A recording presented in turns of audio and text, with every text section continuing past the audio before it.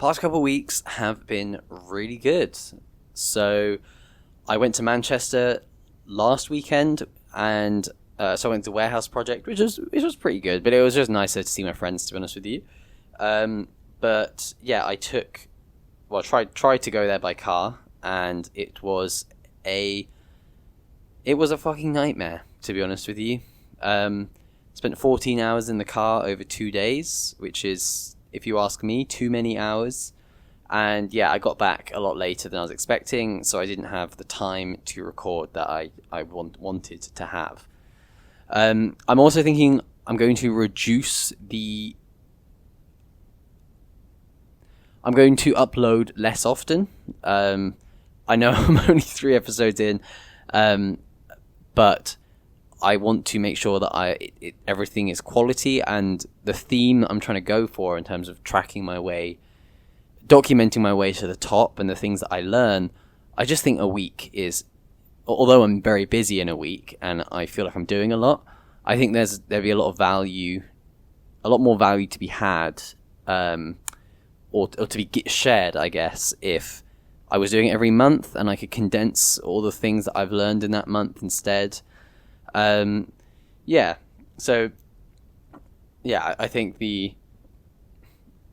I'm all about quality, and I would rather have a higher quality. So yeah, in terms of then the past couple of weeks, what are some of the key things that I've done? Well, I attended a strategy meeting at work, and it was really good, actually. I think I hit my stride with one of my colleagues, and they I think they were quite negative to a lot of the ideas that I'd had before that, and it kind of felt like, I don't know, they almost were cracked open in that meeting, and the discussions that we had became a lot more, rather than it feeling like they were trying to shoot me down, it was shoot down my ideas and say, oh no, that won't work, but it became a lot more constructive, and actually just openly discussing, okay, well, how can we find more clients? How can we win business? And I think they seemed a lot more receptive to my ideas. And to be fair, the ideas that I've had have shown decent success. I think probably a higher success rate than I would say a high success rate within the context of sales, to be honest with you, in terms of the responses that I've had. So I came up with an idea for a new system, which could... So a lot of the client outreaches that we do, that we try to focus on quality, okay? And apparently to my disposition, quality outreach suits me a lot better than quantity. I'm just the kind of person who, for me, I like putting in the effort and then getting the responses. Don't really know why, but that's what my psychotherapist guy told me, psychoanalyst guy, and I do kind of get it. It's kind of what I lean towards anyway. And so what I do recognize is that also, while quality is good, quality and quantity are better. So what I've been doing is, I started off just doing this cold outreach, trying to get out to people, write these messages that are tailored to them, tailored to their needs and their situation, so that they can see that I've researched them. But what I realized very quickly is how time consuming it is just to write a single one, and to make sure that everything's relevant. And I started to realize, I started to think about, how could I do this so that it's an efficient use of my time, and that I'm putting out that quality outreach, while also really maintaining volume as well. And the way that I sort of came across it, or the way that I tackled the issue, was I started to think about, right, well, a lot of this research that I do, because it is a very digitalized business, is all just going onto databases. It's going into, like, we're getting ever growing pools of data that are already, fairly substantial before I even joined. I know, I mean, I've only been here for 3 weeks, so, not exactly surprising that they haven't gone up too much, but whatever. And yeah, so I started looking at that and going, right, well, how can we tap into this data that we have on these various companies and customers to almost to start sending out template messages where we, as much as possible, is written for us with the client's details,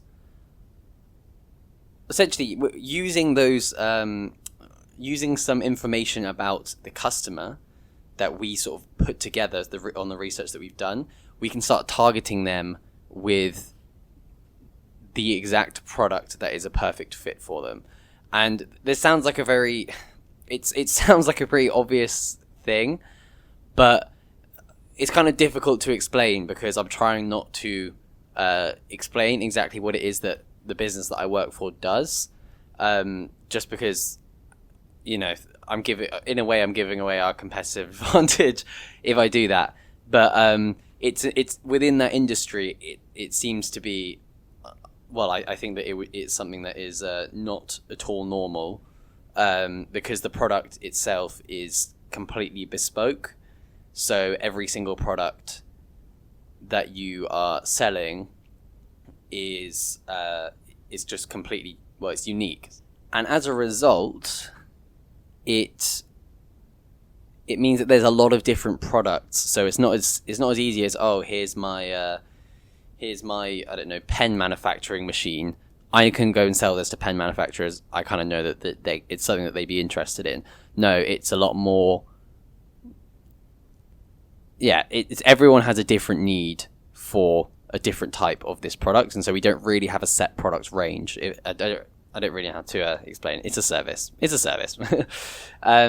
Yeah, and but the thing that I really appreciated was that when I came up with this idea, bearing in mind this was my 7th day on the job, my boss, the guy in charge of the company, just looked at me, and he backed it. He backed me throughout the whole meeting, and basically went, yeah, you go create this system, design it, show me how it's going to work. I think it's a cool idea. I think that it could be really good. And yeah, he gave me full support to go and do that. And I love that management style, because if it's my 7th day and already I was given a massive amount of trust to go and actually do something which could be really, really pivotal to the business. And I think that management style is just completely superior to any sort of, micromanagement or just one where they ease you in, because if you place your trust in somebody, well, I think that you allow your business to innovate and to develop much more rapidly than a business that doesn't do that. And for me as an employee, I absolutely love that, because it made me feel so trusted, like I was valued, and I was like, right, okay, well, I now feel like the sky is the limit, and I know that my ideas are valued despite my juniority. Yeah, so that was something, and I suppose I feel more loyal to the company, even though I feel more loyal to the company and to the owner of the company, and I now feel like, okay, well, I have a sense of ownership over the success of this business, and so I want to see it thrive. And I love that. I love feeling engaged. It makes me feel alive.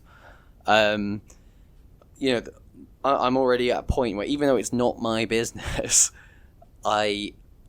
sometimes I'm trying to go to bed, and I can't stop thinking about. I've got maybe half an hour left until I'm supposed to go to bed, and my mind's just racing with ideas on how I can, on what I can be doing to improve performance, just make things better, trying to understand this business, going, right, okay, cool. Well, what's the next step? What's the next step? My mind is moving at 1,000,000 miles an hour, and I absolutely love it. I absolutely love it. And that is a point that I will actually get back to in a minute. But anyway, so a management style that focuses on putting its trust in people, I just think the reason I think it is superior is because ultimately it lends itself to decentralization, and it harps back to so there's a guy called D. Hock who founded Visa, and his book One From Many is one of my favorite books that I've ever read, because his story is just so insane, and he came up with this concept called chaotic organizations, which is something that I need to understand better, because I want to try and bring that forward and implement those wherever I can. But yeah, so he basically founded Visa, but the foundation of Visa was so complicated that I'm not going to cover it here, but I definitely read the book, because it's not like he just founded a company. It was something that was formed out of a consensual arrangement between pretty much every bank in America, which was it was a massive labor of love, where he basically was just thrust into it, and yeah, given up on life, and was working in the back office in a bank, and then somehow appeared onto this stage and brought the whole thing together. And he was an absolute nobody, and just was going around to all these bank CEOs and bringing it together. But that's beside the point. But chaotic organizations are built around the idea of decentralization, where people, it doesn't need a whole. The different parts of the system don't need to be aware of one another, and it really is all about decentralization. And the central thesis of a chaotic organization is that ordinary people are capable of extraordinary things when given the trust and the autonomy to actually go and realize whichever objective needs to be met. Now, using the concept of chaotic organizations, having a chaotic business allowed D. Hock to construct the modern US electronic payment system in 90 days at a cost of $30,000. Okay? $30,000. Now he did have some help, because they lent him the banks that were all involved lent him some staff, but it was one or two members of staff across the banking system, so he had 500 members of staff loaned to him across a dozen countries, working in offices across those countries, right? And they gave him $200,000, and they said, make the system. Now, obviously, they weren't software developers, so he went to the computer companies and he got a quote from them, and they said, okay, it's going to cost you 7 times your estimated cost, and it's going to take twice as long as you expect, okay? And instead, it took him a third as long, and it cost him $30,000, right? That is insane. And how did they do it? They did it using this chaotic structure where there weren't fixed teams. There was just an objective and a set of tasks that needed to be done. Now, I cannot pretend to say that I understand the chaotic organization. It is something that I want to study, and I think I'm going to take some time off at some point and just study it and figure that out. But I don't get it. But what I do understand is that decentralization is extremely powerful, and putting trust in people to go out there, innovate, and to learn for themselves, assume that they are capable of extraordinary things, and empower them to go and do those extraordinary things and set those extraordinary targets, they will meet your expectations. It is possible. You just need to structure it in the right way. I haven't figured it out, but, hopefully one day I will. So this next point revolves around, I suppose, a bit of guilt that I have felt. And it's all about relationships, my time, and I suppose the sort of whirlwind life that I live at the moment. Because relationships are extremely important, and I have friends, maybe not obviously, that I care about, and I love to see them. But I do feel a bit guilty sometimes because just from the title of this series, The Climb, I think you can probably see I'm quite ambitious, and I love to work. I just love it. I love innovating. I love it when my mind is racing. I love thinking about things. And so I live a life where I'm so ambitious with my time. And this is something I've talked about before. But my timetable is just completely chock-a-block all the time. Because there's so many things I want to do. There's so many things I want to do. And I've heard, you can be everything. You can be anything you want, but not everything. And while that's true, I want to be as many things as I can, and I love, I don't want to compromise on anything. I want to go to the gym, I want to code, I want to do my job, but also I want to do this, and trying to fit everything in so that I can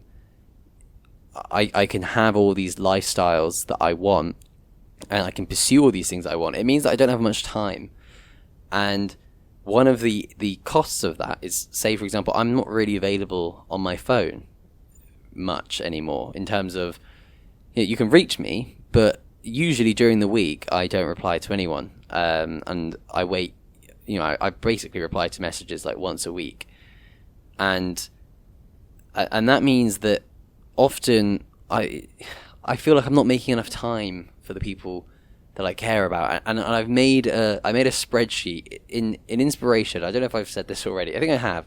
I made a spreadsheet of all the relationships that I care about, and that I want to continue to nurture and pursue, I suppose. And the reason I did that was because I realized if I don't track it, then I could go a very long time without seeing certain people. Not because I don't want to see them, but just because I feel like I'm always so busy that I don't feel like I can spare the time. And that's not fair as well. I think it's selfish. It is selfish. No, it is selfish. Because ultimately I'm pursuing these, I don't make time because I want to achieve these goals, and I love doing what I'm doing, but that means that I don't get to see my friends as much. And, even looking at that spreadsheet fills me with dread, because there's too many people on it. There are too many people on it that I care about. And just, if I see one person a week, I looked at it, but if I see one person every weekend, then that will be, I will see people a few times a year, and I guess welcome to adulthood, but that's, I don't know, it's just not good enough, and I suppose I can be efficient by trying to put together people so that I can meet multiple people at the same time, but then I'm not really making time for, I like to make time for people as individuals and to go and show them that I care.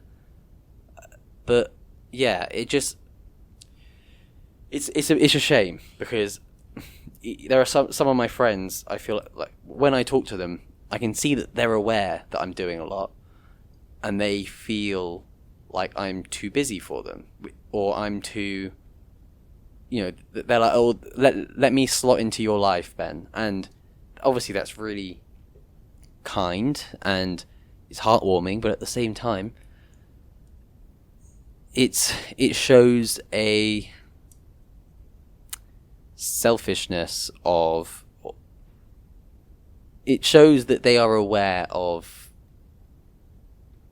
how they are not the first priority, I suppose, and they should be. I mean, and when I say they should be, like, I love my friends, but in terms of my actions, you know, if I was to sacrifice one thing or the other, I would never sacrifice my friend. But then throughout my actions, that's what I appear to be doing, because I know that if anything ever happened, I would always drop everything and go and see them. But there's more to a relationship than managing crises. You know, part of a relationship is the mundane. It's just spending time with one another in the small moments, not just being there for the big ones, because I think the small moments define the big ones. I don't know. But at the same time, you know, I live what I'm calling a whirlwind life, where I am always doing things. And I know that there are some people who like to keep their schedules, their timetables clear, their schedules clear, but I'm such a big fan of time boxing. I love having a completely full schedule, and obviously lots of things are movable, so it's not technically full, but in terms of me, of my experience, it is full. It's right, okay, I'm doing this, now I'm doing that, and I absolutely love. I go to bed every single day with a grin on my face, just sort of, I'm tired, but I'm excited. I'm excited for the next day. I'm like, right, okay, let's go. I'm going to smash this. And yeah, it makes me feel, because I was worried that I wasn't going to have the energy to do what I felt I need to do. And I looked at it and I went, oh, no, I can't manage that. But I can. I know that I can now, because I love it. It's addictive, actually. Maybe it's not. Maybe it's unhealthy, because I know at some point in my life, it's going to have to dial down, because relationships are important, and I don't want to sacrifice them forever. Get to the top of, say, a mountain, and look back, because I read Zen in the Art of Motorcycle Maintenance, and one of the things he said that really, really struck me. Great book by Robert Pirsig. Go check it out. But one of the things that really struck me was when he basically said, let me get this right. Some people are so focused on climbing to the top of the mountain that they forget to enjoy the journey, or something. I ruined that. I ruined that quote, but he made a really profound quote that I've just butchered, basically saying that if you spend your life trying to climb to the top of a mountain, single-mindedly focused on reaching the top, you're going to get there, and it's going to suck, because the top of a mountain is cold, it's lonely, there's nothing there, right? And it's the journey on the way up, enjoying the labor, enjoying the highs and the lows, and actually just having a holistic view of that journey is so important. And knowing as well, the way I look at it is, I want to climb a mountain, but I want to make sure that I'm dragging people up with me. And not dragging them kicking and screaming, but I want to see somebody behind me who's struggling to reach for that next rock. Maybe their fingers are just teetering on the edge, and starting to slip, and then I grab their hand and I just pull them up, and then we keep going together. I don't want to get to the top if it involves stepping on the heads of others, because that's just no way to get to the top. It's miserable. What's the point? And I think that I have a perception which I know is wrong. I know it's jaded, because it's never easy to get to the top. But I think that if you get to the top and you've not done it the right way, you may as well have never got there, because it's just do it the right way, do it the hard way, or don't do it at all. Because you won't get that satisfaction when you get up there. And if you do, I think it will be hollow, and you will get to a certain point in your life where that victory is empty, and you start to wonder whether you could have done it a different way. And you can. You can always do it the right way. If it's not the right way, then it's not worth it. So this next point is just a brief one, and it's not particularly profound. It is about AI. And I know everyone has gone on about AI for the past year. I'm late to the party, let's say. And I've used ChatGPT. That it saved me in my dissertation, to be perfectly honest. But what I have found amazing is, in my programming, I've gained a healthy respect and excitement for AI, just how it can help. And I know it's not perfect. It's a long way. A lot of people say we're not even near AI. Because what we have at the moment is basically just machine learning and whatever. We got large language models now, but it's not a general intelligence. Will we ever reach general intelligence? I have no idea. That's not really the point of what I'm trying to talk about. But I think that I've been struck by how useful it has been, and kind of a little bit. I've been in awe. I suppose, because I've been trying to obviously learn how to code, but because I want to be able to translate my ideas. I don't plan on becoming some king software developer. I just think that we are in an age where it's increasingly unacceptable to not know how to code, because there's just so many little things that you can create for yourself that can just hack life so that you just do things faster. It's a productivity hack at the end of the day, and I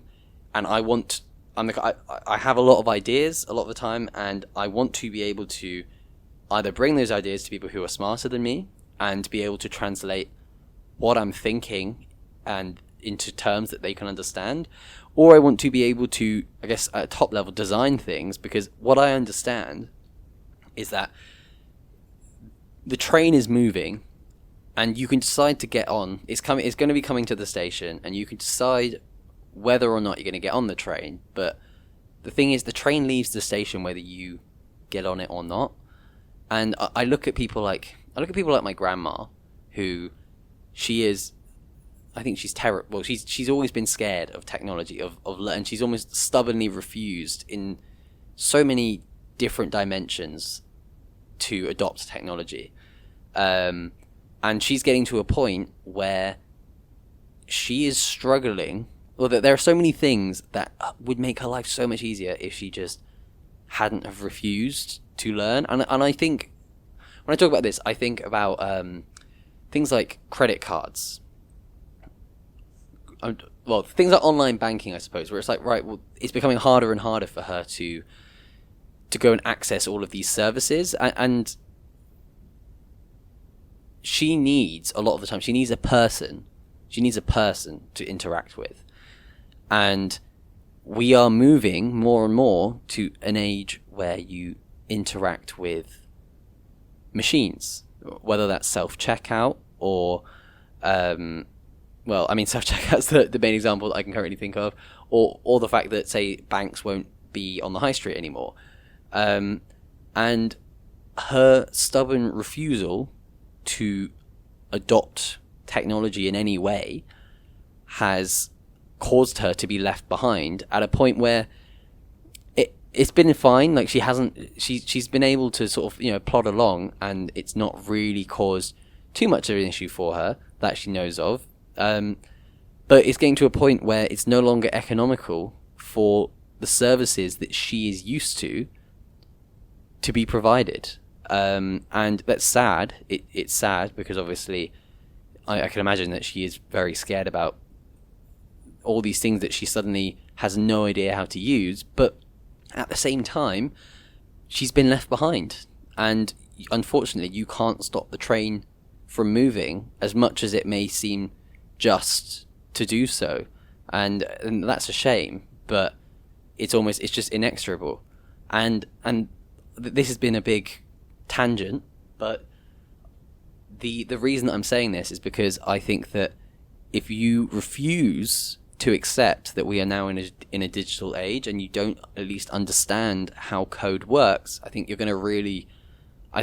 you will suffer, especially if you're trying to launch a business. I think you will suffer, because the digitalization can make things so much more efficient. And I want to learn, because I think that if I can understand because my goal is to learn software architecture so that I can learn how to structure code. Because I've been looking at Copilot, and not using it, but apparently it makes developers 60% more productive, which is an absolutely insane amount. Actually, 60% is a lot. When you think, like, productivity tends to rise by like 1% a year, okay, across the economy. It's dismal, and in some countries it's even worse. Like the UK, it's gone down over the past 10 years, 15 years, whatever. But 60%, that's more. That is decades worth of productivity in a single technology. And so I see the ability of AI to program for you as something it's why you should learn to understand code, because you don't need to be the best at it. You just need to understand it, and then just be able to express yourself. And I was struck because in my course I got to this point where I just could not figure it out. I was trying to develop something, and I was at this point where I had this bug, and it was just I just couldn't fix it. I didn't understand the error. I was like, what the hell is going on? So I just put the block of code into ChatGPT. And I kind of had mixed feelings about this. I was like, is this me just failing? But considering how my main perception of coding revolves around, or my main motivation revolves around the idea that AI will be doing things for me, it was kind of like, well, you know what? I'll get it to explain it to me. So I copy and pasted my code into ChatGPT and gave it the context, explain to it what it was that I'm trying to input, what I'm trying to get out of it, and how I think it works. And then it just explained the whole thing. It said, oh no, well, you're not using it right, and you need to just move this around, and I think you move like a quotation mark here, and slightly change the definition of that variable. And I was so close, so I felt good about that. But I was also like, what the fuck? This is insane, because I was going all over Stack Overflow trying to read and understand what I was doing wrong, and then ChatGPT could just explain it to me. It's like having a teacher just following me, and that was, I mean, I think it's going to be, well, I'm not controversial in saying this, but AI is just going to be huge, and I think it's probably, in many ways, it's overhyped, but in many ways it's underhyped as well. It's one of those things where you get hype on a technology and then it's going to disappear. But I think that this is going to be, compared to some technologies, say like the internet or computers, where people, there's that famous saying from Robert Solow where it's like computers show up everywhere except in the productivity statistics. And I don't think that's necessarily true. I think the productivity statistics I don't think that they measure it very well, and that there's a lot of stuff that they don't capture, so they're not perfect, whatever. But AI, I think, is actually going to just be transformative. And there was an interesting article in The Economist where they talked about this, about how AI, about technology, about the adoption of technology, and it's something like, I think it was 40% of businesses in the UK, and this is not just unique to the UK, this is across the developed world that this trend has been shown. 40% of businesses still do not have a website. We are 25 years after the internet revolution, and they're just still ticking along, don't need a website. Who the hell, why do you not have a website? But the point is that there is there seems to be, or they kind of propose this idea where you're going to have two economies, one of the people who refuse to adopt technology and one of the ultra competitive people who do adopt technology. And I wonder what implications that will have. And I want any companies I run to be in that first or in the bracket of adopting technology. But yeah, I think that will be what are the societal implications of not adopting this technology? I don't know, because I can already see. I just feel like it's going to be such a useful. It's just like having a personal assistant. It's so useful. It's also terrifying. You know, we have no guarantee that it's not going to destroy. Leave. So I was reading Homo Deus, which is the sequel to Sapiens, and one of the things he talked about was basically, will computers replace people? And he made a very good point, because the past does not predict the future. It just doesn't. And that's like a number one maxim in investing, is that the past is not a good predictor of the future. And just because a business has done well, it doesn't mean it's going to continue to do well. It might have grown at 40% a year. Well, that means it's probably less likely to grow at that speed in the future, because it just gets harder and harder to sustain that. And within the computing world, traditionally, the adoption, within the technology field, I suppose we should say, technology has created new jobs and additional jobs. And actually, there's always this scare, we're going to get replaced by technology. But he made a very good point, and that's the AI. Like, traditionally, like humans, basically, we have two functions, right? We have our physical functions and our cognitive functions. And, technologies have supplanted us in the physical realm. You know, very much so. You know, there's lots of things that they can't still do, but often they come for the physical side. And they're getting increasingly better at processing algorithms.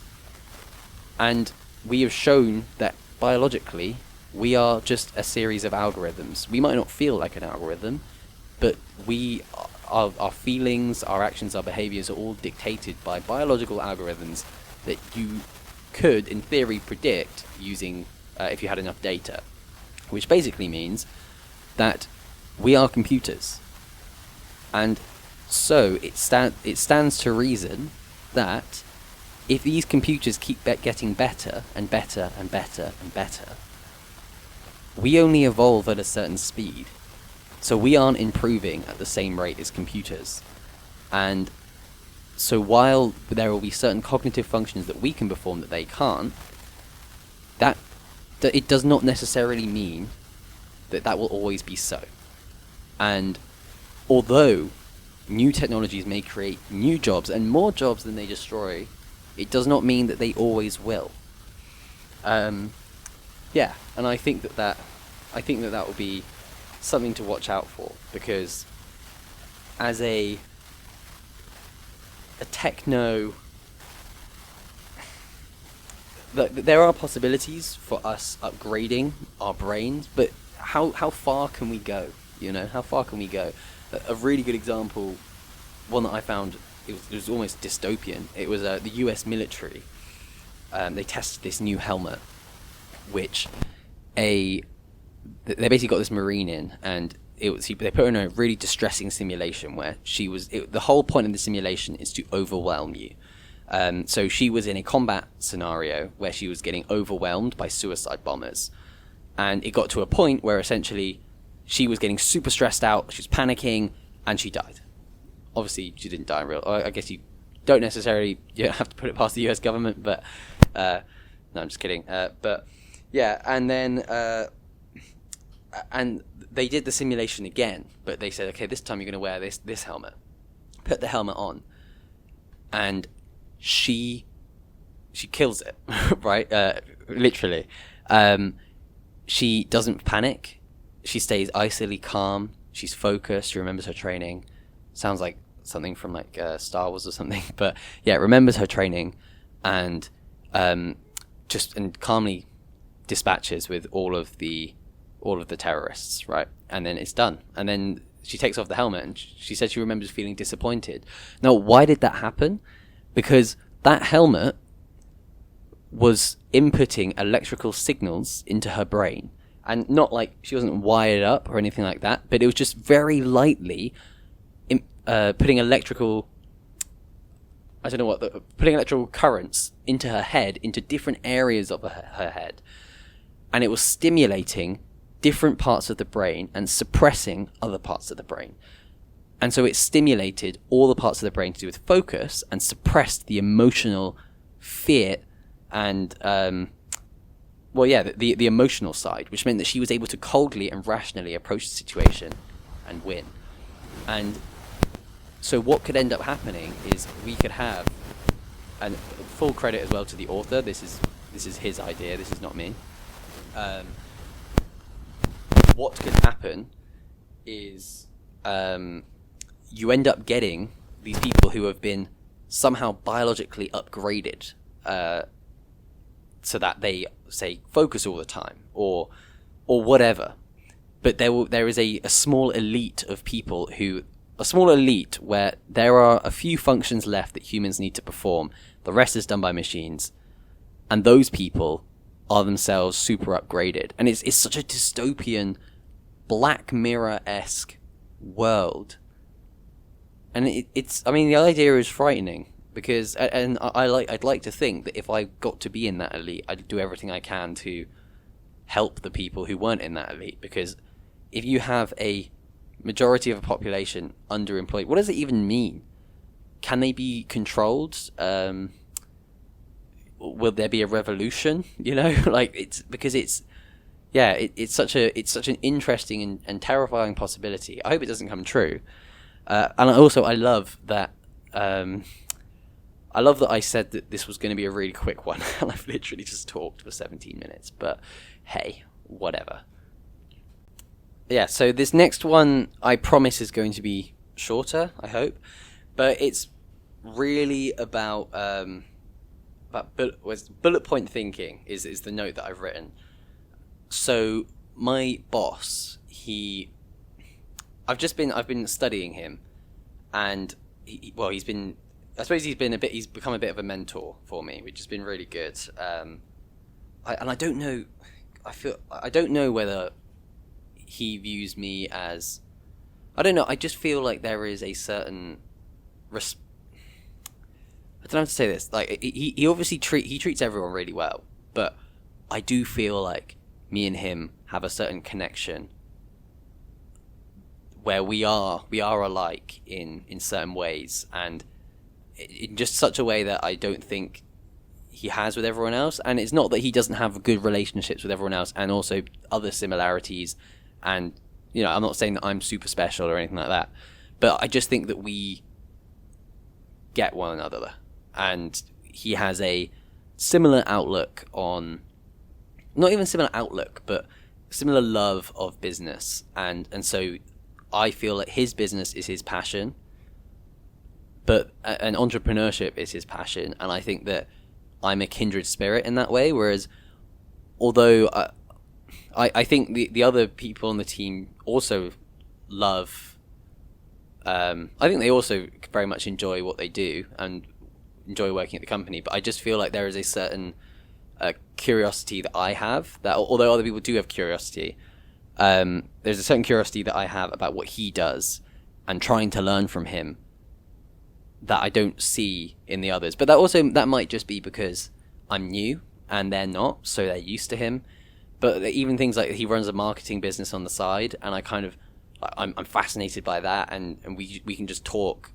Me and him can talk about very philosophical topics for a very, very long time, which is, I don't know. That was just a bit of a ramble, but I've been studying him, and something that he does, which I'm trying to now do, is that when he speaks to people, he told me, when he speaks to someone in a call, he is constantly logging. He's got I call it bullet point thinking, where he's constantly bullet pointing the key things, the key points that people make, the key things that they care about, and then referring back to that throughout the rest of the conversation. And he's constantly sifting through what they're saying to go, okay, that's a bullet point. And that's something that I want to pick up, that I'm trying to do, because within the art of selling, it's like, right, well, you need to know what people care about, and you need to show them that you have been listening. And and it kind of relates. It'll be useful in what I've been learning about. So it's called spin selling. I've got the book here. It is by Neil Rackham. So there's a guy who I met who was got a lot big back. You know, his whole career has basically been in sales, and so I was basically asking him for advice, like having a chat with him, and he recommended this book to me. And this book has been really, really good in terms of just what it's taught me. So it's more about large, high value B2B sales generally, because the whole, it's basically, it's a different type of selling where you're meeting people multiple times before you come to a decision, right? And it's not like you're just meeting one guy, say David, right? You're not meeting David again and again and again, although you might be. David is representing something bigger because it's a big purchase he's going to make. He has a whole bunch of stakeholders around him who are also involved in the decision, and so the way that you sell is different. And this book has been just so good. So the spin is it's about the type of questions that you ask, because although you think there is a sales pitch that you do, but generally the sales pitch is not what you're selling. And the art of what you're doing is all about the questions that you need to ask the person. And so the S stands for situation. So those are the context questions that you're trying to find. P stands for problem. So these are problem questions. These are questions that you're asking to uncover the issues that people are facing. But then you have these next questions, and these are the most important questions. They're the implication questions and the needs payoff questions. They use needs payoff, but basically it's value, right? So your implication questions are all about looking at people's needs and asking them questions to develop the problem in their head, right? Because they might have a problem, but just because they've admitted to you that they have a problem, it doesn't actually mean that they think that they need to do anything about it. Because with a larger value sale, the cost is so high that they'll often sit there and go, yeah, but is it worth spending like $300,000 or something on this new machine? No, or however, or even tens of millions of dollars, but so what you need to do is, with the implication questions, is to start building around what people have told you and asking them additional questions to try to almost build up how much of a problem that they have. So the example that I'm thinking of, well, that he writes in the book, is about a machine. So you have an issue, say you've got bottlenecked production. And why is that? Well, it's because the machine is difficult to use. And then what you do from there is that you go, okay, well, what implication does that have, the fact that this machine is difficult to use? And then you need to start asking other exploratory questions so that they can start to uncover themselves, oh, okay, no, it's our production is not just being bottlenecked, but we're actually having other wider issues that are being caused by this. So it's difficult to use. So, for example, you say, right, well, what is the effect of that? So do you have high staff turnover? Because surely your staff, if it's difficult to use, then your staff must really not enjoy using it. And then you find out they've got high turnover, where you go, right, okay, well, do you have to pay these people overtime then? What happens? And then you can start to show, oh, right, okay, so you're not actually just buying a new machine, you're stopping your turnover issues, the fact you're having to train a new member of staff every 3 months, the fact that you're having to pay additional overtime pay to keep those staff, but then that's also means that because they don't want to work overtime, you're then increasing staff turnover again, and you start building up this problem. So suddenly it's you don't just have a bottleneck in your production. No, now, oh wait, I actually have a staff turnover issue. The difficulty of this machine is costing my business in other dimensions. And then the needs payoff questions, the value questions, because the way you think of an implication question is it makes someone depressed, okay? It's a sad question. A value question is solutions based. You're trying to build up what somebody, you're trying to focus on what people can do to deal with it, and what people want to do to fix it, because then that starts to make them feel optimistic and to start thinking about the solution. And the big point of all of these questions that you're asking, you never want to tell them, we are going to fix this. What you want to do is you want them to answer the questions themselves, because it changes their mind. So by asking the right questions, you're getting somebody to answer them and go, oh no, well actually I have higher trading costs from this. You're not saying you have higher trading costs. They're saying, my trading costs are going higher. And then that convinces them, rather than them thinking, oh, this guy's just trying to sell me up the river. They're selling themselves this idea. And a big part of the spin model is that because there are multiple decision makers, you can't just rely on emotional manipulation, which is what you can do in smaller sales, to force somebody to sell. You need to provide rational reasons for them to make this decision, because ultimately you have to assume that they are going to make the decision rationally, because it is a big decision to make. And so while you might convince one person, there might be 6 other people who they then have to convince, who will go, no, well, the arguments don't stack up. Which is actually something I find quite encouraging as well, because I don't like the idea of manipulating people. And so if you're providing rational arguments, it's kind of like, right, well, yeah, if you're providing rational arguments for doing it, and you genuinely think it's going to help, then it's, I don't know, yeah, it doesn't really feel like, it just doesn't feel like manipulation, in the sense that it's like, right, it actually, you are trying to help them, you're not just trying to make a sale. Because, yeah, I don't know, it feels dirty, that whole manipulation thing.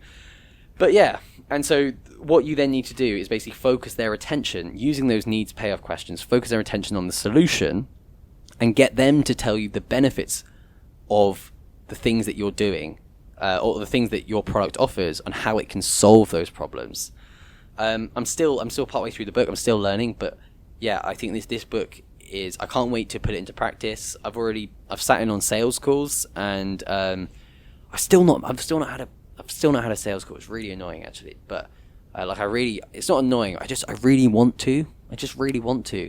But it's just not worked out, in terms of I've not received the inbound inquiries, and outbound inquiries don't tend to be over the phone, so it's kind of like, but yeah, I really want to try out some of this stuff, and I already felt, so I sat in on a sales call because I wanted to listen to an inbound inquiry, and I was already frantically taking notes on things that they were saying, and going, right, okay, at the end of the call, I felt like there were things which I would have done differently, which made me feel good, because I was like, right, okay, I'm learning something.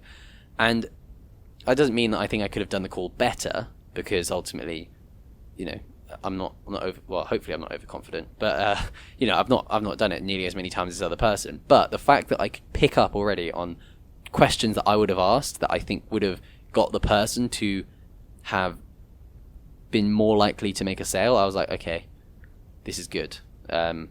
Yeah, so that was pretty optimistic. Again, I keep saying, I think I'm just going to stop saying that I'm going to do a quick one, because I'm incapable of actually talking. I'm incapable of succinctly going over anything, because my mind just wanders all the time, and I wasn't going to talk that much about this book because I didn't even finish reading it. But yeah, whatever. I will get back to you on the next time, and I will let you know what goes on with this book. Maybe I'm going to turn this into a book club, because I do like talking about the books that I've been reading and sort of thinking about them, and I guess it's useful for you to learn as well. So currently it is a hot summer's day, and I am absolutely stifling. I've had to close all the windows because I don't want the background noise to be as bad. It's some of it's unavoidable, but whatever. And I'm getting to this point where I'm sweltering. So please give me some sympathy. Thank you. So yeah, the next thing I want to talk about was so it's about panic. Is what I've written, just panic, because I had a pretty awful panic attack earlier in the week. So it's not the first time I've had one. I used to get them quite a lot when I was, maybe a couple of years ago now. But I got therapy, and God save the NHS, fucking hell. But yeah, I got therapy and completely recovered. And I say completely recovered, I just had a panic attack, so you could say I didn't. But I've got a much more rational outlook to these things now, because it was at this point where I was always thinking I was dying or whatever, because it does feel like it. I don't know if you've ever had a panic attack, but it really does feel like you are about to die. I remember when I was younger and I always wanted to know, I was like, what the hell does a panic attack feel like? If you're thinking that, if you're ever thinking that, don't. It's not fun, because it feels. I'll try and describe to you how it feels. So your hands get all clammy and you're sweating. My chest was hurting. I felt like I was having a heart attack or something. I started to feel a bit dizzy. It was like, right, okay, I couldn't focus on anything. I was shaking, and it's horrible. And maybe I was having a heart attack. So the reason this came on was basically because a lot of my panic attacks were really revolved around sort of, I guess, health anxiety. I just, in my head, I got it in my head that I was, because I'd been ill before. I've been quite seriously ill before, and obviously most of the time you assume that you're fine, and by assuming, I sort of correctly diagnosed myself on Google, and then that really was not good, because I correctly diagnosed myself long before, and no one would take me seriously, and I was like, no, I think I've got this. Well, I know I've got this, and everyone's like, no, you'll be fine. Don't worry, you'll be fine. And then bam, in hospital. And so after that point, it became very much like, well, I don't trust people when they tell me that I'm fine, because they don't know. They're just hoping that I'm fine.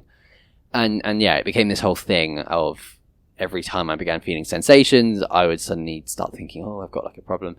And got over all of that mostly, and I'm good now. But what happened was, I think I've maybe got acid reflux at the moment. I've got a doctor's appointment booked, but I've not been feeling great, like getting like chest pain, etc., like nausea, and in that moment, maybe it was a heart attack, and if it was, then I'm, maybe by the time you listen to this, I'm dead. But I don't think so. Like, I'm very healthy. That's the thing. I'm a very healthy person, which is why it's not logical. It's not rational. I know heart attacks can happen to anyone, but it's not rational for me to think that I am seriously ill. So I'm sort of taking it as, right, I'm probably not dying of a heart attack. That probably doesn't make sense. I'm young, I'm fit, I eat well. And yeah, so, but then what happened was, because the symptoms of acid reflux are quite, you could mistake it for thinking you're having a heart attack. Like, it's one of those things where it's like, okay, well, I'm getting chest pains, but it's only after I'm eating, or when after I eat a specific meal, and then the nausea. It's kind of, I don't think it was a heart attack, but the point is that in that moment, I suddenly, my chest was really starting to hurt, and I could feel squeezed, almost like, I don't know if it was squeezing. I just did not feel good, and and I was starting to sweat, and my heart rate was fine. But then it got to this point where I got back into that doom loop, which is how your mind works. Your mind, it works in feedback loops, which is why panic attacks can be so devastating, can go on for so long and be awful, because you think you're dying, and so your body behaves as if you are at threat of death. That's how it works. And so I remember I was standing there, and my boss, he called me over while I was like midway through a panic attack, and I was sat at my desk, and I was like, ugh! And I didn't want to cause like a scene, because I don't want people to think, oh, well, Ben can't handle his job, and then also I don't want people, because if I alerted everyone and went, oh my god, I'm having a heart attack, and then I was fine, like, everyone's going to be like, right, okay, cool, and it's the boy who cried wolf, whatever, so I don't want to create a fuss unless it's actually an issue. And so I was there trying to sort of calm myself down, deal with it, and I know, like, I meditated at one point during one of these episodes, and then it all just went away, and I was like, right, okay, so this clearly is mental. It's mostly mental. I am experiencing pain, but the rest of it is fine. And I just remember standing there while my boss was trying to show me something, and I was desperately trying. I was leaning against the desk because I was feeling a bit like I just was not feeling steady. I was shaking. I felt weak. I went to the toilet, and I just remember I sat down the toilet, calmed myself down, stood up, started to feel dizzy, and then was just like, this is terrible. This is bad. So, yeah. And why am I telling you this? Well, because you're my therapist, and unfortunately, it happens. I don't think I'm not. I'm lucky now that I kind of understand myself a bit better, and so I'm able to rationalize it, and I don't think I'm dying. I've booked a doctor's appointment, but I'm probably fine. Well, although apparently acid reflux is actually not good for you. I thought it was just like a stomachache sort of thing, but no, apparently it is not good for you. So we'll find out what it is, but it was just, be mindful of things like panic attacks, because they're unpleasant. They're very unpleasant. And that's something that I've struggled with in the past. So just thought this is a place for being open and honest. Let you know if things go well or things go badly. I probably won't let you know if they go well, because if they go well, I won't think about them. But if they go badly, well, I suppose I also won't let you know because I will be dead. But yeah, we'll try and keep you posted. I'll let you know if it goes mediocre. How about that? Right, so these final few points I'm just going to sort of bring together at the end. I'm doing this while hungover, so please have mercy. But yeah, that's actually something that I think I'd like to go teetotal at some point. Well, I know that I would, because I just, alcohol is so bad for you. But obviously it's fun, and so why I'm going to enjoy my whatever I call it, my young adulthood. Why not? But yeah, it's something that I'm coming closer and closer to just realizing. I think I'm not enjoying it as much, and I say I'm not enjoying it as much. Obviously, like, being drunk is fine, it's fun, but I'm already, like, my hangovers are getting worse, and I'm now just a massive lightweight. I was never a huge heavyweight, but I'm now just at this point where, actually, that's not true. When I was really young, I was a heavyweight. Like, when I was like, no, I I do not condone underage drinking. I don't condone it, so I will not tell that story. But just have fun, guys. Just have fun. But yeah, so I had 3 pints last night, and I woke up with a hangover, and I was like, that's pathetic. That's absolutely pathetic. So yeah, maybe becoming teetotal will get easier as I get hangovers from less and less. Although I do think it's strange, because from like I could have a whole bottle of wine and I wouldn't get hungover. So I think beer maybe just does not agree with me. But anyway, yeah. So in terms of work, I'm really excited about my job. So it's one of those jobs. I'm not making a lot of money, right? I'm not making a lot of money, but I have potential to make a lot of money, because most of it is commission based, and the things that the service that we provide in terms of the sale of it, there's sort of like a, almost like a commission element of like, and it's a high value service. So there's a lot of potential for upside, really. And money is not everything at all, but I am really excited because I think that I have come up with a way of selling in a much more efficient way. Because I think the job itself generally is pretty inefficient in terms of the level of work that you're doing for the clients. And I think I've come up with a way of almost like multitasking client work in a way.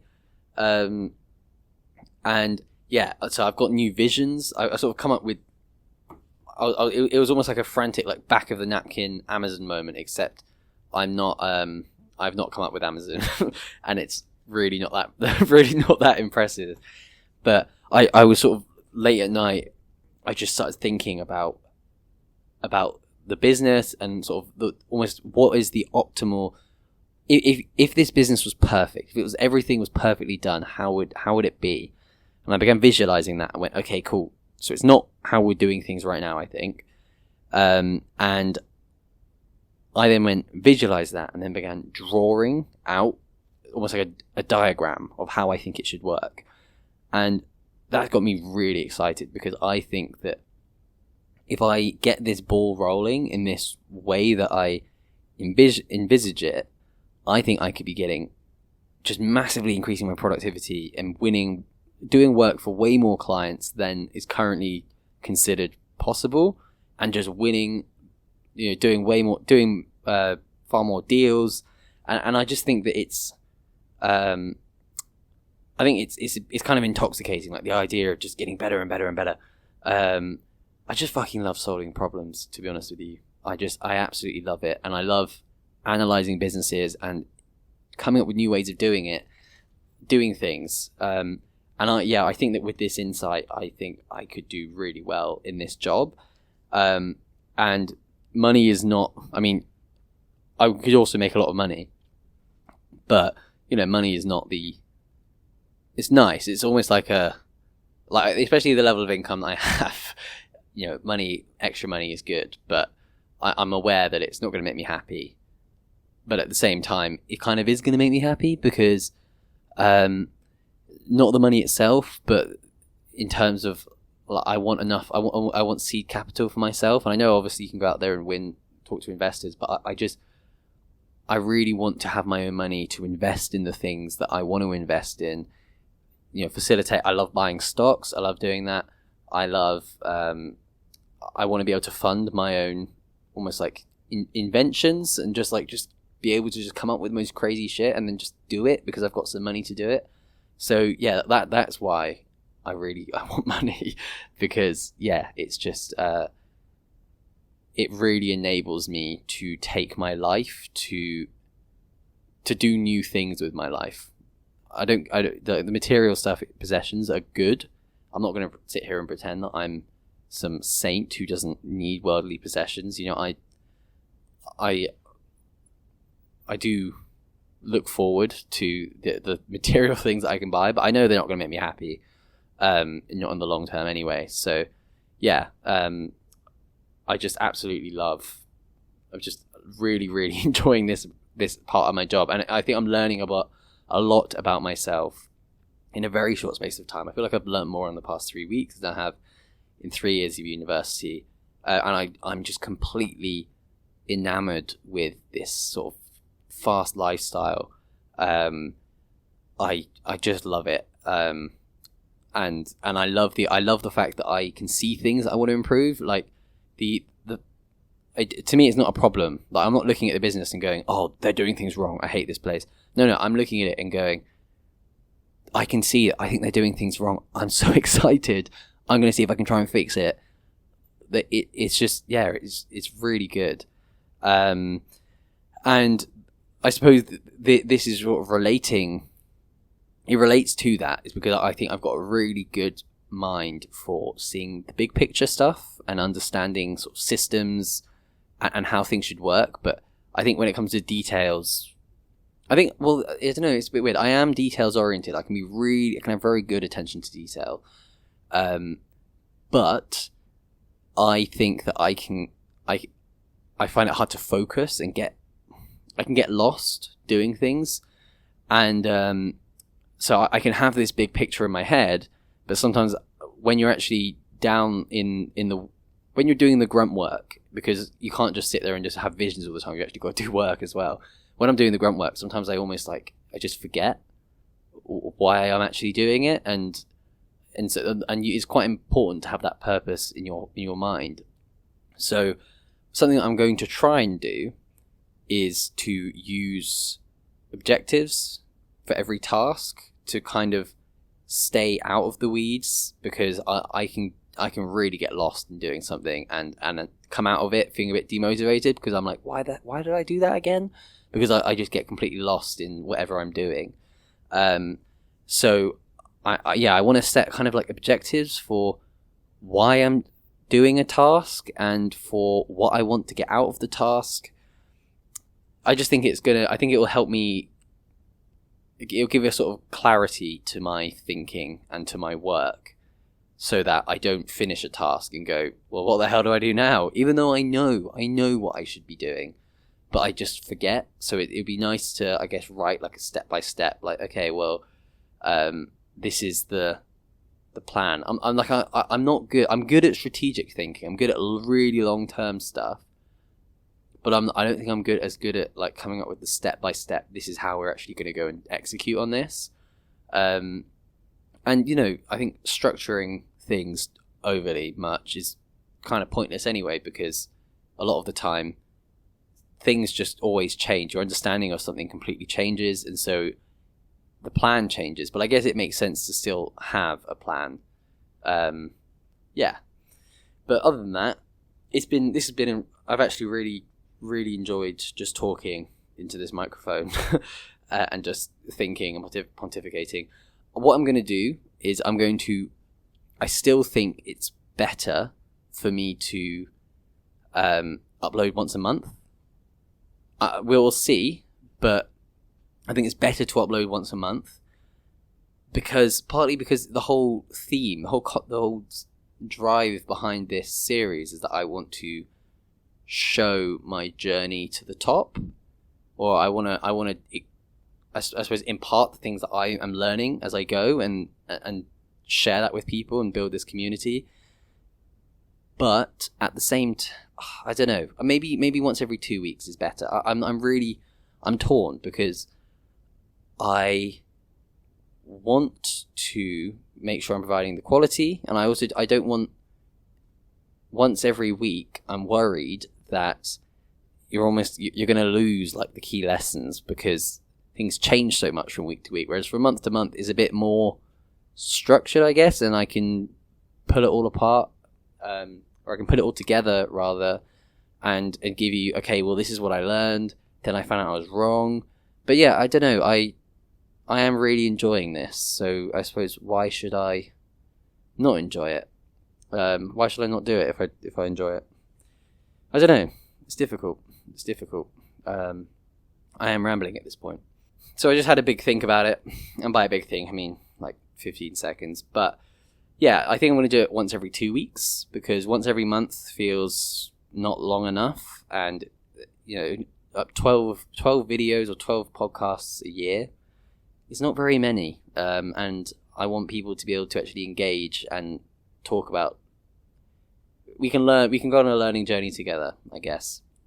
And if I have lots of things to talk about, I can maybe increase it to once a week. We'll see. I'm completely crazy, completely quirky. We're going to find out. I'm going to leave it to fate. Whatever. What the fuck am I talking about? I'm just going to sign off here. So yeah, thank you for listening. And I look forward to seeing you guys when I next see you. Yeah, and let me know what you think. Is there anything that you think about what I've talked about? Anything you disagree with? It'd be nice to hear. See you later.